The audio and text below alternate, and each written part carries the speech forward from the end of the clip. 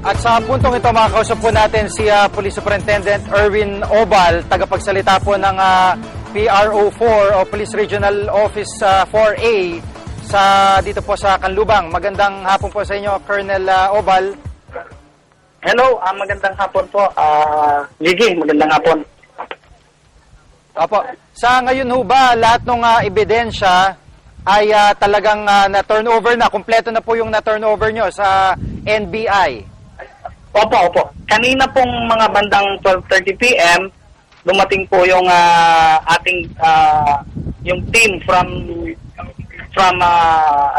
Quezon, from Matimonan, Quezon, at tinurn over na po sa SOCO in the presence of the Director NBI and the Director Crime Lab. Opo. So tinurn over na po lahat ng mga pieces of evidence na nakuha nila diyan sa incident sa Antimonan. Opo. Ang ibig sabihin po nito, wala na kayong ine-expect mula doon sa ibang mga units na sakop po ng halimbawa Quezon at particularly Quezon, wala na po kayo ine-expect na turnover pa o kumbaga kakulangan pa dito sa mga ebidensyang ito? Yes. Based on the information na na-receive ko, lahat ng mga evidence is na turnover na. So, most probably, wala na tayong ibang ina-expect na mga evidence pa. Opo. Sir, sunod-sunod yung insidente dito sa Region 4.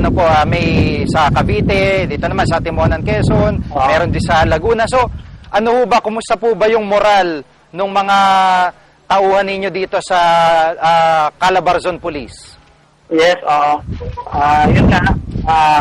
Actually, I have the data, yung mga tinurnover na mga na galing sa suspect, yung mga baril at dun sa operating team, most of them were firearms, And with regards naman dun sa tanong mo, Gigi, sa atin, on my behalf, we will continue to reinforce our commitment to the public, to public safety and maintenance of peace and order.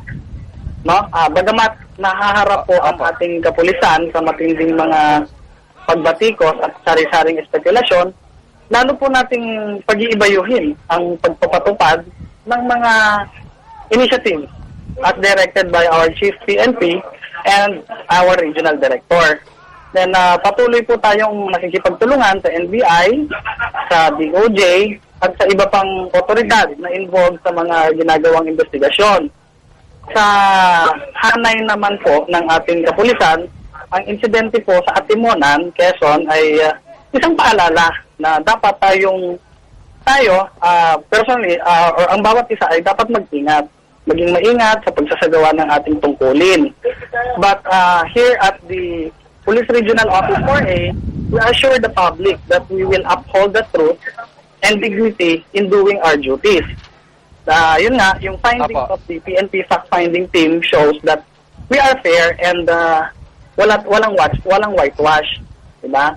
And malinaw po na ipinakikita na maaaring may naging paglabag ang ating mga operating team, pero nais po namin gamitin din ang pagkakataong ito na manawagan at sa publiko na sana po ay maging objective din tayo at mapanuri sa mga spekulasyon at opinion.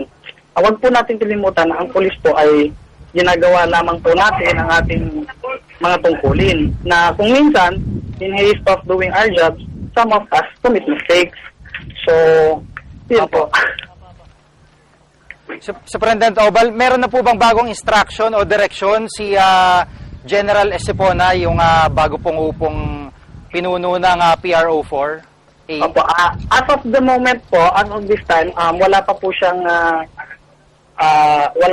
instruction sa amin. Actually, yung ginawa po nilang turnover kanina po yata kanina or yesterday po sa Camp Crame. So, hindi nga po na-inform pa yung buong region regarding dun sa ginawa nilang turnover.